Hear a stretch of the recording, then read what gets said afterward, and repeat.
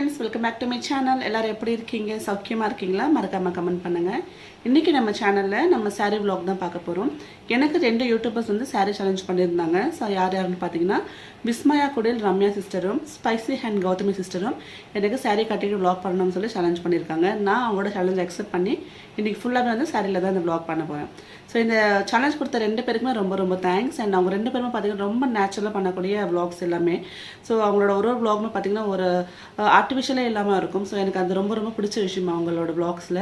So ரெண்டு பேருமே ரொம்ப வந்து நேச்சுரலா ரொம்ப வந்து எப்படி சொல்றது ஆர்டிஃபிஷியல் இல்லாம இருக்கும் அவங்களோட vlogs எல்லாமே. ஸோ திருப்பி நான் சொல்கிறேன், இந்த சேலஞ்ச் கொடுத்ததுக்கு ரொம்ப நன்றி. அண்ட் நான் யாருக்கு திருப்பி சேலஞ்ச் பண்ண போகிறேன்னு பார்த்தீங்கன்னா, நான் வந்து சாரீ சேலஞ்ச் பண்ண போகிறது கிடையாது. ஏன்னா சாரீ சேலஞ்ச் எல்லாம் பண்ணிட்டாங்க. நிறைய பேர் சாரீஸ்லேயே வந்து vlogs பண்ணுறாங்க நார்மலாகவே. ஸோ நான் பார்த்தீங்கன்னா என்னோடய ரெசிபி டொமேட்டோ பப்புன்னு ஒரு ரெசிபி நான் நிறைய வாட்டி நம்ம vlogல நம்ம சேனலில் போட்டிருக்கேன் உங்களுக்கு. ஸோ அந்த டொமேட்டோ பப்பு ரெசிபியை நான் வந்து விஸ்மயா கூட ரம்யாவுக்கு சேலஞ்ச் பண்ணுறேன். ஸோ அவங்க அந்த ரெசிபியை வந்து பண்ணி அவங்களோட சேனலில் vlogல காட்டணும். ஸோ அதுதான் நான் திருப்பி அவங்க பண்ணுற சேலஞ்ச். ஸோ அவ்வளோதான், ரொம்ப சிம்பிளாக நான் முடிச்சிட்டேன். ஸோ இன்றைக்கி பார்த்தீங்கன்னா ரொம்ப ஒரு சிம்பிளான vlogன்னு சொல்லலாம். என்னோடய டே எப்படி போச்சு, என்னோடய ஈவினிங் எப்படி போச்சு உங்களோட ஷேர் பண்ணிக்கிறேன்.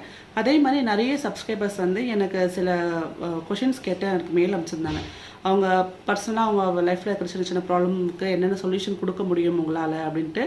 அதே மாதிரி அதை நீங்கள் ஒரு vlogவே போடுங்க, நிறைய பேருக்கு யூஸ்ஃபுல்லாக இருக்கும்னு சொல்லிட்டு ஒரு 5 கொஷின்ஸ் கேட்டிருந்தாங்க. அந்த 5 கொஷின்ஸ்க்குமே நான் என்னோடய லைஃப்பில் எப்படி சில சுச்சுவேஷன்ஸ் ஹேண்டில் பண்ணுறேன் அப்படின்றதுக்கான ஒரு டிப்ஸ் நான் சொல்கிறேன்.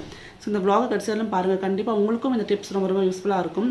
ஸோ ஏதாவது கஷ்டமான சுச்சுவேஷனில் இந்த டிப்ஸ் உங்களுக்கு வந்து கண்டிப்பாக உங்களுக்கு ஒரு நல்ல ஒரு ஹெல்ப்பாக இருக்கும்னு நான் ஃபீல் பண்ணுறேன். ஸோ கடைசியில் இந்த vlog பாருங்கள். ஸோ ஃபஸ்ட்டு கொஸ்டின் என்னென்னு பார்த்தீங்கன்னா, இந்த லாக்டவுன் சுச்சுவேஷனில் பெரிய ப்ராப்ளம் என்னென்னு பார்த்தீங்கன்னா, இந்த ஹஸ்பண்ட் அண்ட் ஒய்ஃப் கூட நிறைய வந்து குட்டி சண்டை வந்துகிட்டே இருக்குது. குறிப்பிட்டு சொன்னால் ஒரு சிஸ்டர் சொன்னாங்க, அவங்க பேர் வந்து ரிவீல் பண்ண வேண்டாம்னு சொல்லியிருக்காங்க. அவங்க ஹஸ்பண்ட் ரொம்ப டாமினண்ட்டாக இருக்காங்க, சில விஷயங்கள் வந்து எது சொன்னாலும் புரிஞ்சுக்க மாட்டேன்றாங்கன்னு சொல்லி ரொம்ப வருத்தப்பட்டு ஒரு மெயில் அமைச்சிருந்தாங்க. இதுக்கு ஜென்ரலாகவே ஏதாவது டிப்ஸ் இருக்குமா, ஏதாவது ஹேண்டில் பண்ணுறதுன்னு கேட்டாங்க. ஸோ ஜென்ரலாக பார்த்தீங்கன்னா நார்மலாகவே ஹஸ்பண்ட் ஒய்ஃப்னால சண்டை வரும், சண்டை வராத கணவன் மனைவி ரொம்ப கம்மி. அண்ட் அதே மாதிரி லைஃப் அப்படின்னாலே மேலே கீழே போயிட்டு இருந்தால் தான் நல்லாயிருக்கும். ஸோ சண்டே இல்லாமல் வந்து லைஃப் லீட் பண்ணோன்னா அதுவும் போர் அடிச்சிடும். ஸோ அப்பப்போ சண்டை வரணும், அது திருப்பி நம்ம சமாதானம் ஆகணும், அதெல்லாம் லைஃப் வந்து ஒரு த்ரில்லாக போயிட்டுருக்கும். ஸோ அதே மாதிரி வாழ்க்கையில் நான் என்ன சொல்கிறேன், ஹஸ்பண்ட் ஒய்ஃப் அப்படின்னால ஒரு நல்ல ஒரு அண்டர்ஸ்டாண்டிங் ரெண்டு பேருக்குமே ஃபஸ்ட்டு இருக்கணும். அந்த அண்டர்ஸ்டாண்டிங் இல்லாத இடத்துல நம்ம என்ன விட்டு கொடுத்தாலும், ஒருத்தர் விட்டு கொடுத்தா விட மற்றவங்களுக்கு அந்த அண்டர்ஸ்டாண்டிங் இல்லை அப்படின்னா நம்ம விட்டு கொடுக்குறது எல்லாமே வேஸ்ட்டாக தான் போகும். ஸோ ஃபஸ்ட்டு வந்து உங்கள் ரெண்டு பேருமே அண்டர்ஸ்டாண்டிங் பண்ணிக்க பாருங்கள்.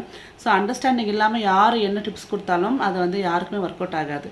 ஸோ உங்கள் ஹஸ்பண்ட் உங்களை நல்லா அண்டர்ஸ்டாண்ட் பண்ணிக்கணும். நீங்கள் உங்கள் ஹஸ்பண்ட் அண்டர்ஸ்டாண்ட் பண்ணியிருந்தாலும் அவர் உங்களை நல்லா அண்டர்ஸ்டாண்ட் பண்ணிக்கிட்டு உங்களை வந்து நல்லா புரிஞ்சுக்கிட்டாதான் நீங்கள் பண்ணுற ஒரு சின்ன தப்பை கூட அவர் வந்து அது சரியாக பார்க்கறதுக்கான ஒரு மன வலிமை வரும் அவருக்கு. ஸோ நம்மளுக்கு ஒருத்தருக்கு புரிஞ்சிக்காம நம்ம வந்து லைஃப் லீட் பண்ணோன்னா அவங்க பண்ணுற சரி கூட நமக்கு தப்பாக தான் தெரியும். ஸோ இது வந்து இந்த எப்போவுமே ஹஸ்பண்ட் அண்ட் ஒய்ஃப் விஷயம் மட்டுமே வந்து பார்த்திங்கன்னா ஒரு எப்படி சொல்கிறது, நம்ம சீசா கேம் விளையாடுவோம் பார்த்தீங்களா, அந்த மாதிரி ஒரு பக்கம் நம்ம வந்து பேச முடியாது, இந்த பக்கம் பேச முடியாது, ரெண்டுமே பேலன்ஸ்டாக தான் இருக்கணும். ஸோ அதே மாதிரி தான் நான் சொல்லுவேன், டிப்ஸ் அப்படின்றத விட நீங்கள் ரெண்டு பேரும் வந்து உட்காந்து பேசுங்க. எதுக்கு இந்த மாதிரி மிஸ் அண்டர்ஸ்டாண்டிங் வருது, ஏன் இந்த மாதிரி சண்டை வருதுன்னு சொல்லிட்டு உட்காந்து பேசினா தான் எதுக்காக இருந்தாலும் முடிவு வரும்.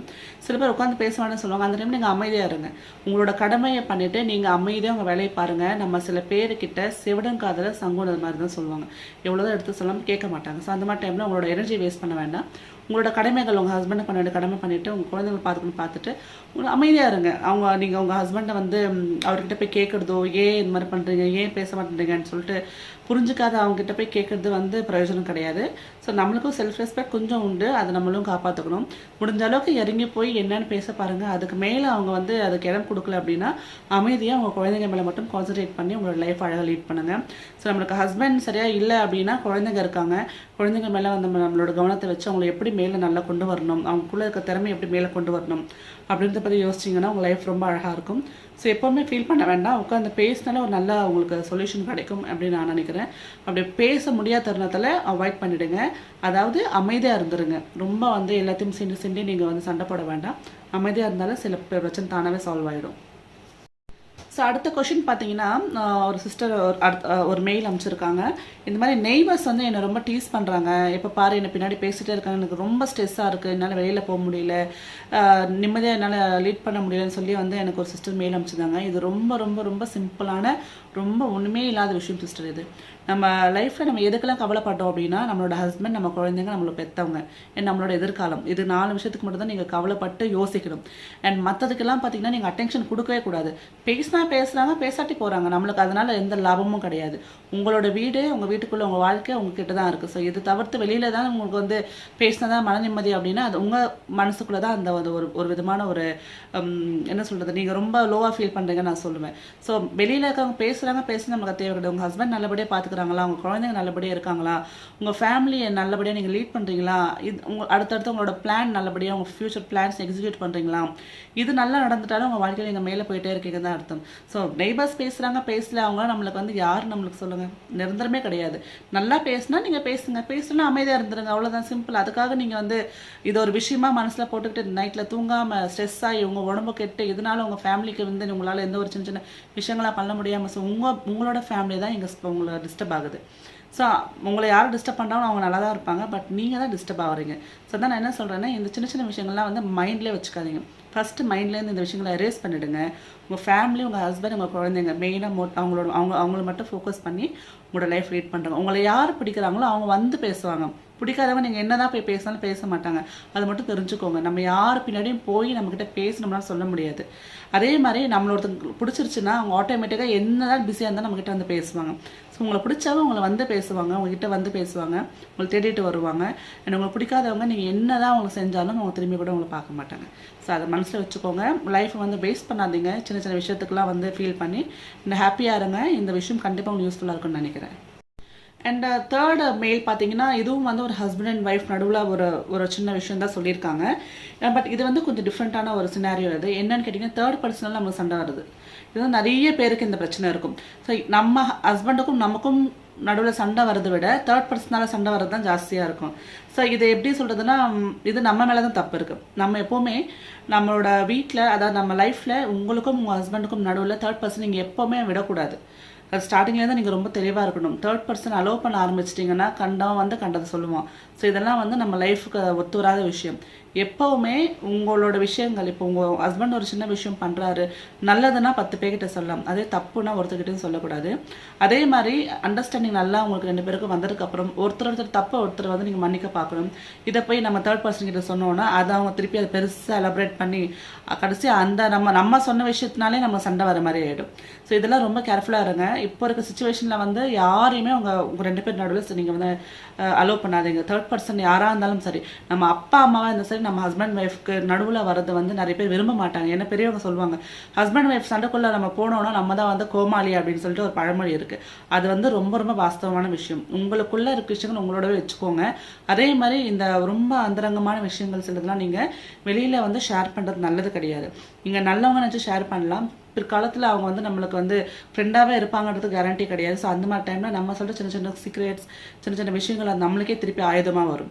ஸோ இதை எதுக்கு சொல்கிறேன் அப்படின்னா, ஃப்யூச்சரில் நீங்கள் ஃபீல் பண்ணக்கூடாது எந்த விஷயத்துக்காகன்றதுக்காக சொல்கிறேன். ஸோ உங்களோட எந்த சீக்ரெட்ஸாக இருந்தாலும், உங்கள் ஹஸ்பண்ட் பற்றியாக இருந்தாலும், உங்கள் ஒய்ஃப் பற்றியாக இருந்தாலும், உங்கள் ஃப்ரெண்ட்ஸோட சில விஷயங்கள் வந்து ஷேர் பண்ணுறது நல்லது கிடையாது. அது உங்களோட வச்சுக்கோங்க. அண்ட் தேர்ட் பர்சன் அலோவ் பண்ணாதீங்க. எதுவாக இருந்தாலும் உங்களுக்குள்ளேயே பேசி தீர்த்துக்கோங்க. பெட்ரூம் அப்படின்றது 4 செவரு இருக்கிற ஒரு விஷயம். ஸோ அந்த 4 செவரத்துக்குள்ளேயே உங்களோட விஷயத்தை முடிக்க பாருங்கள். இதை வெளியில் எடுத்துகிட்டு போயிட்டீங்கன்னா நீங்கள் பிற்காலத்தில் நீங்கள் ஒன்று சேர்ந்துட்டாலும் அந்த விஷயங்கள் வந்து திருப்பி நம்மளுக்கு ஒரு வூண்ட், அதாவது ஒரு புண்ணு மாதிரி நம்மளை வந்து காயப்படுத்திக்கிட்டே இருக்கும். ஸோ எப்போவுமே உங்களுக்குள்ள விஷயத்தை உங்களோட வச்சுக்கோங்க. தேர்ட் பர்சன் அலோவ் பண்ணாதீங்க. அதே மாதிரி கடைசி மெயில் ஒன்று. இது எப்படின்னு பார்த்தீங்கன்னா, நம்மளோட பாஸ்ட், சில பேர் வந்து என்ன சொல்கிறாங்கன்னா, நான் வந்து ஒரு டைமில் பண்ண சில விஷயங்கள், என்னோட ஹஸ்பண்டை திட்டினதோ இல்லை வந்து பேசுனதோ சண்டை போடுறதோ இதெல்லாம் வந்து என்னை அஃபெக்ட் பண்ணிகிட்டே இருக்குது அப்படின்னு சொல்கிறாங்க. ஸோ அதுக்கு தான் வந்து பெரியவங்க சொல்லுவாங்க, பாஸ்ட் இஸ் பாஸ்ட் அப்படின்னு சொல்லுவாங்க. ஸோ போனது போகட்டும், இனிமையாவது நிம்மதியாக இருக்கலாம். இதெல்லாம் எல்லாருக்குமே வந்து நம்ம பெரியவங்க சொல்கிற ஒரு விஷயம் இதுதான். அதே மாதிரி கடவுள் நம்மளுக்கு மறதின்னு சொன்ன ஒரு விஷயம் கொடுத்துருக்காரு. அது எதுக்கு அப்படின்னா கெட்டதெல்லாம் மறக்கிறதுக்குலாம். ஸோ உங்களோட கெட்ட காலம், கெட்ட விஷயங்கள்லாம் மறந்துடுங்க. நல்ல விஷயங்கள் நோக்கி நம்ம போயிட்டே இருக்கலாம். நம்ம இந்த மாதிரி யோசிச்சுட்டே இருந்தீங்கன்னா நம்ம எல்லா லைஃப்லையுமே இந்த மாதிரி ஒரு டார்க் டேஸ் அப்படின்னு சொல்லிட்டு இருக்கும். கருப்பு நாட்கள் கண்டிப்பாக நம்ம எல்லா வாழ்க்கையிலுமே வந்து ஒரு பீரியடில் இருக்கும். நம்ம கஷ்டப்பட்ட டைம்லாம் இருக்கும். ஸோ அதை நீங்கள் நினச்சிட்டே இருந்தீங்கன்னா உங்களோட சந்தோஷமான நாட்கள் எப்போ நீங்கள் என்ஜாய் பண்ணுவீங்க? ஸோ மறந்துடுங்க. சில விஷயங்கள் வந்து நினைக்காம இருக்கிறது நல்லது, மறக்கிறது அதை விட நல்லது. முடிஞ்சால் மறந்துடுங்க, இல்லைனா நினைக்காம இருங்க. ஸோ இதுதான் வந்து நான் சொல்லுவேன். ரொம்ப ரொம்ப சிம்பிள். இதில் ஒன்றும் பெரிய விஷயமே கிடையாது. உங்கள் மைண்ட் டைவெர்ட் பண்ணிக்கோங்க. நிறைய விஷயங்களுக்கு டைவெர்ட் பண்ணுறதுக்கு. உங்களுக்கு பசங்க இருந்தாங்கன்னா பசங்களை மேலே வந்து உங்களோட ஃபோக்கஸ் போகட்டும். பசங்க இல்லை, இப்போ தான் ரீசெண்டாக மேரேஜ் ஆயிருக்கு, இல்லை குழந்தைங்க இல்லை அப்படின்னா உங்களுக்கு வந்து ஹாபீஸில் ஏதாவது உங்களோட இன்ட்ரெஸ்ட் காமிச்சிட்டு உங்களோட மைண்டை டைவெர்ட் பண்ணிக்கோங்க. அண்ட் உங்களோட ரிலேஷன்ஷிப் நல்லா ஸ்ட்ராங்காக இருக்கிறதுக்கு உங்களோட முயற்சிகள்லாம் காட்டுங்க. அதை விட்டுட்டு தேவையில்லாத வந்து மனசை வந்து ஒரு என்ன சொல்கிறது, அது ஒரு கோவில் மாதிரி நல்ல விஷயங்கள் மட்டும்தான் உள்ளே வரும். ஸோ அது ஒரு டஸ்ட்பின் ஆக்க வேண்டாம். தேவையில்லாத குப்பைகள், தேவையில்லாத வந்து நம்மளுக்கு மெமரிஸ், அந்த கசப்பான விஷயங்கள்லாம் வந்து வெளியில் தூக்கி போட்டுடலாம். மனசுக்கும் அதே மாதிரி நம்மளோட மூளைக்கும் நல்ல நல்ல விஷயங்கள் மட்டும் நம்ம கொண்டு போகலாம். இந்த மாதிரி பண்ணாலே நம்ம லைஃப் வந்து ரொம்ப ரொம்ப அழகாக இருக்கும். ரொம்ப நீங்களும் என்ஜாய் பண்ண ஆரம்பிப்பீங்க. ஸோ அவ்வளோதான் எனக்கு தெரிஞ்ச சில டிப்ஸ். நான் எப்படிலாம் சில விஷயம் ஹேண்டில் பண்ணணும் அதை நான் ஒரு சிஸ்டம் மாதிரி உங்களோட ஷேர் பண்ணியிருக்கேன். இதில் ஏதாவது தப்பு இருந்தால் தயவுசெய்து மன்னிச்சிருங்க. நான் எப்படி சில விஷயங்கள் நான் வந்து பார்க்குறேன். இப்போ எனக்கு ஒரு சிஸ்டர் இருக்கா. சிஸ்டர் சில விஷயங்கள் என்கிட்ட கேட்டால் எப்படி பதில் சொல்வேனோ அது மாதிரி உங்களோட கொஞ்சம் உரிமை எடுத்து நான் பதில் சொல்லிட்டேன். அண்ட் இதில் ஏதாவது உங்களுக்கு வந்து நான் சில சொன்ன விஷயங்கள் காயப்பட்டிருந்ததுன்னா மன்னிச்சிருங்க. யாரையுமே வந்து நான் குறிப்பிட்டு சொல்லலை. இது வந்து ஜென்ரலாக நான் சொல்கிற ஒரு விஷயம் தான். ஜென்ரலாக எனக்கு இந்த சுச்சுவேஷன் வரப்போ நான் எப்படி ஹேண்டில் பண்ணுவேன் அதே மாதிரி தான் சொன்னேன். அண்ட் இந்த கொஷின் ஆன்சர் செஷன் இதோட முடியுது. நிறைய மெயில்ஸ் வருது. ஃபியூச்சரில் அடிக்கடிக்கு நான் வந்து அப்பப்போ நான் அதை உங்களுக்கு வந்து ஆன்சர் பண்ணுறேன். அண்ட் அடுத்து நம்ம வ்ளாக் பார்க்க ஆரம்பிச்சலாம். என்னோட ஈவினிங் எப்படி போச்சு அண்ட் ரேவந்தோட ட்ராயிங் எப்படி இருக்குது மறக்காம சொல்லுங்கள். கண்டிப்பாக இந்த கொஷின் அண்ட் ஆன்சர் செஷன் உங்களுக்கு கண்டிப்பாக பிடிச்சிருக்கும். ஏன்னா உங்களுக்கு பிடிச்ச மாதிரி தான் நான் வந்து ஆன்சர் பண்ணியிருப்பேன் நான் நினைக்கிறேன். ஸோ எதுவாக இருந்தாலும் எனக்கு கமெண்ட் பாக்ஸில் தெரியப்படுத்துங்க. எனக்கு அது வந்து ஒரு சின்ன ஒரு என்கரேஜிங்காக இருக்கும். நீங்கள் சொல்ல சில விஷயங்கள் எனக்கும் என்கரேஜிங்காக இருக்கும். ஸோ மறக்காமல் கமெண்ட் பண்ணுங்கள். இப்போ வாங்க வ்ளாக்கில் போகலாம். இப்போ டைம் பார்த்திங்கன்னா கரெக்டாக ஒரு 6 மணி இருக்குங்க. ஸோ இப்போ வந்து டீ போட ஆரம்பிக்கலாம். பொதுவாக வந்து ஈவினிங்கில் இந்த இஞ்சி டீ இல்லைனா ஏலக்காய் டீ சாப்பிட்டா ரொம்ப ரொம்ப சுறுசுறுப்பாக இருக்கும் அந்த நாள் அப்படின்னு நான் ஃபீல் பண்ணுவேன். ஸோ அதனால தான் நான் வந்து இப்போ வந்து ஏலக்காயும் இஞ்சியும் ரெண்டும் சேர்த்த மாதிரி டீ போடுறேன். ஸோ நார்மலாக ரா டீ குடிக்கிறத விட இந்த மாதிரி நம்ம ஃப்ளேவர் பண்ணி குடிக்கிறப்போ டீ பிடிக்காதவங்க கூட இந்த மாதிரி டீ என்ஜாய் பண்ண ஆரம்பிப்பாங்க. ஸோ உங்களுக்கு எப்படி டீயா காஃபியா எது ரொம்ப பிடிக்கும் அப்படின்னு மறக்காமல் கமெண்ட் பண்ணுங்கள்.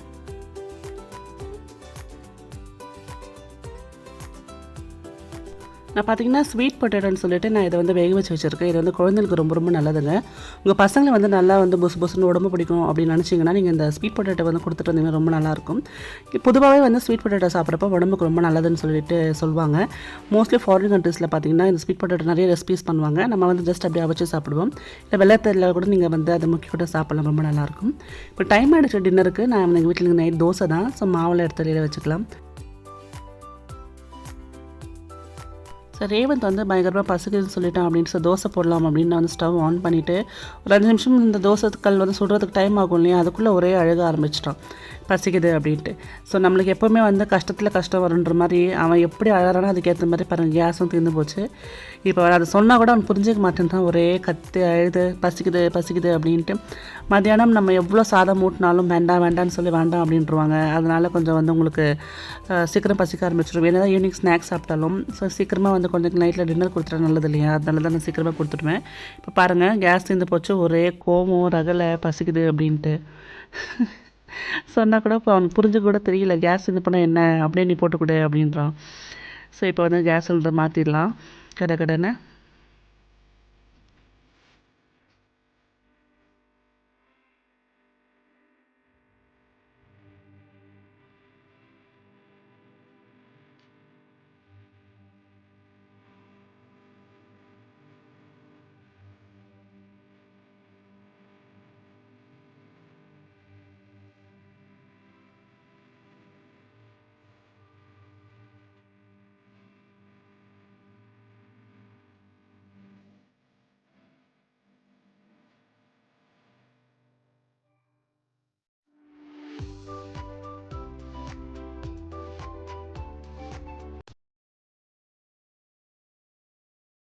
நான் இந்த உளுந்தும் அரிசியும் ஒன்றா அரைச்சி போட்டால் நல்லா வரும்னு சொல்லி நான் ஒரு வீடியோ போட்டிருந்தேன்லங்க. அதுக்கு வந்து நிறைய மெயில்ஸ் வருதுங்க. நிறைய சப்ஸ்கிரைபர்ஸ் வந்து செஞ்சு பார்த்துட்டு சூப்பராக இருக்குன்னு சொல்லிட்டு ஃபோட்டோவோட எனக்கு மெயில் அனுப்புகிறாங்க. ரொம்ப சந்தோஷமாக இருக்குது எனக்கு.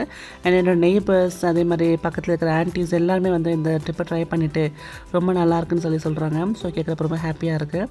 ஸோ தோசை சுடுறதுக்குள்ளே ரேவந்துக்கு வந்து அதாவது தாங்க முடியல, வந்து பிடிச்சிக்கிட்டு இதுக்கிட்டு குழந்தைக்கு ரொம்ப பசிக்குது போல் இருக்குது. ஸோ அதனால நான் வந்து முடிஞ்ச அளவுக்கு சீக்கிரமாக வந்து பண்ணிடுறேன். சாப்பிட நம்ம எவ்வளோ தான் கஷ்டப்பட்டு செஞ்சு கொடுத்தாலும் தட்டில் வச்ச உடனே டக்குன்னு சாப்பிடவே மாட்டாங்க, அப்படியே பொறுமையாக சாப்பிடுவாங்க. ஸோ அதனால தான் நைட் டைமில் மோஸ்ட்லி நான் ஊட்டி விட்டுடுவேன்.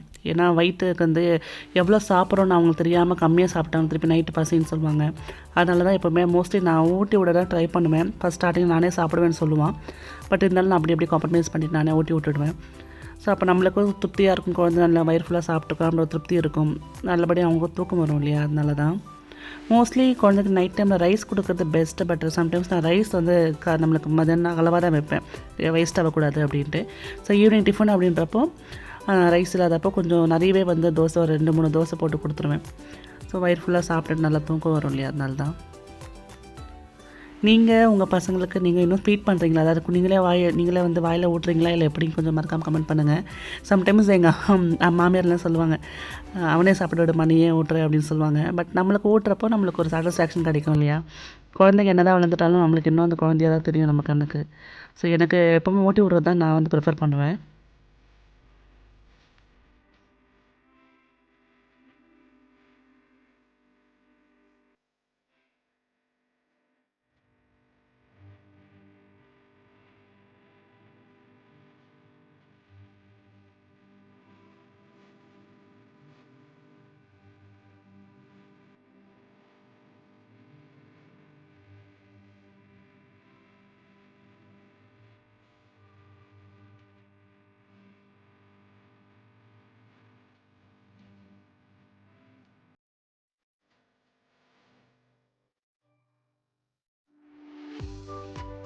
ஸோ விளையாடிட்டு டின்னர் சாப்பிட்டு ரேவன் திருப்பி வரைய போயிட்டான். ஸோ இன்றைக்கி யாரை வரைகிறான் அப்படின்னா, இது ஒரு டைனோசரஸ் கேரக்டர் அப்படின்னு சொல்லியிருக்கான். நான் உங்களுக்கு எண்டிங்கில் காட்டுறேன் யார் அப்படின்ட்டு. இப்போ இன்னும் வந்து ஃபினிஷ் பண்ணலையே அவர். ஸோ ஃபினிஷ் பண்ணிவிட்டு காட்டுறேன். அண்ட் நீங்கள் வந்து லாஸ்ட் வீடியோ கொடுத்த அந்த சப்போர்ட் ரொம்ப ரொம்ப ரொம்ப தேங்க்ஸ். ஸோ ரொம்ப சந்தோஷமாக இருந்தது ரேவந்துக்கு. ஸோ நிறைய பேர் வந்து ரேவந்த் ட்ராயிங்ஸ் வந்து அப்ரிஷியேட் பண்ணிங்க. அண்ட் நிறைய பேர் வந்து எனக்கு அந்த கான்டெஸ்ட் பற்றி நீங்கள் மெயில் அனுப்பிச்சிருந்தீங்க. கண்டிப்பாக நான் அதை வந்து ரேவந்த் வந்து பார்ட்டிசிபேட் பண்ண வைக்கிறேன். அண்ட் அதோட ரிசல்ட்ஸும் உங்கள்கிட்ட நான் சொல்கிறேன். அண்ட் குழந்தைக்கு ஊட்டினதுக்கப்புறம் தான் நான் சாப்பிடுவேன். எப்போவுமே வந்து எங்கள் வீட்டில் எல்லோரும் சாப்பிட்டதுக்கப்புறம் தான் நான் சாப்பிடுவேன். அது இன்னும் முதல்லேருந்து எனக்கு அந்த மாதிரி பழக்கமாகிடுச்சு. ஹஸ்பண்டுக்கு குழந்தைக்கெல்லாம் கொடுத்துட்டு சாப்பிடுவேன். ஸோ இப்போ எல்லோரும் சாப்பிட்டாச்சு. இப்போ நானும் சாப்பிட்டேன் அப்படின்னா என்னோடய டின்னர் டைம் முடிஞ்சிடும். அடுத்து சின்ன சின்ன க்ளீனிங்ஸ்லாம் இருக்கும்ல, அதை மட்டும் பண்ணிட்டேன்னா என்னோடய நைட் ரொட்டீன் கம்ப்ளீட்டாக முடிஞ்சிடும். ஸோ பார்த்திங்கன்னா இதுதான் வரைஞ்சி வச்சுருக்கான். டைனோசரஸ் ட்ரெஸ் போட்டிருக்கிற ஒரு பையன். எப்படி இருக்குன்னு மறக்காமல் சொல்லுங்கள். அண்ட் வரைஞ்சிட்டு அவர் பாட்டுக்கு பெட்டுக்கு போயிட்டார். இப்போ நெக்ஸ்ட்டு வந்து சின்ன இந்த பென்சில் எரேசர்லாம் வந்து அப்புறம் பத்திரமா வச்சா தான் நெக்ஸ்ட் டைம் திருப்பி இல்லைனா உயிரை எடுத்துருவான். ஸோ அதெல்லாம் பத்திரமா எடுத்து வச்சிடலாம். அண்ட் இங்கே பாருங்கள், நான் பூந்தொட்டிலாம் ரிமூவ் பண்ணிவிட்டு அங்கே என்னோடய ஈஸி சேர் போட்டிருக்கேன். கீழே என்னோடய கார்டனில் வச்சுட்டேன் எல்லாமே. அண்ட் இப்போ டைம் ஆகிடுச்சு நம்ம படுக்கிறதுக்கு. ஸோ எல்லா ரூம்லையும் லைட் ஆஃப் பண்ணிக்கலாம். அண்ட் இந்த டவர் ஃபேன் சூப்பராக இருக்குது. நான் ஜிமார்க்கில் வாங்கினேன், நல்லா இருக்குது. ஹாலுக்கு இப்போ இருக்கிற இந்த வெயில் காலத்துக்கு ரொம்ப ரொம்ப சூப்பராக இருக்குது. என்னோடய சுவாமி ரூமில் பார்த்தீங்கன்னா இந்த குட்டி பெல்லை நான் வந்து மாட்டி வச்சுருக்கேன். ஸோ அவ்வளோதான். இந்த வ்ளாக் கண்டிப்பாக பிடிச்சிருக்கும். நம்பரை பிடிச்சிருந்தா லைக் பண்ணுங்கள், சப்ஸ்கிரைப் பண்ணுங்கள். அண்ட் டவுட்ஸ் இருந்தால் கமெண்ட் செக்ஷனில் கமெண்ட் பண்ணுங்கள். பாய்.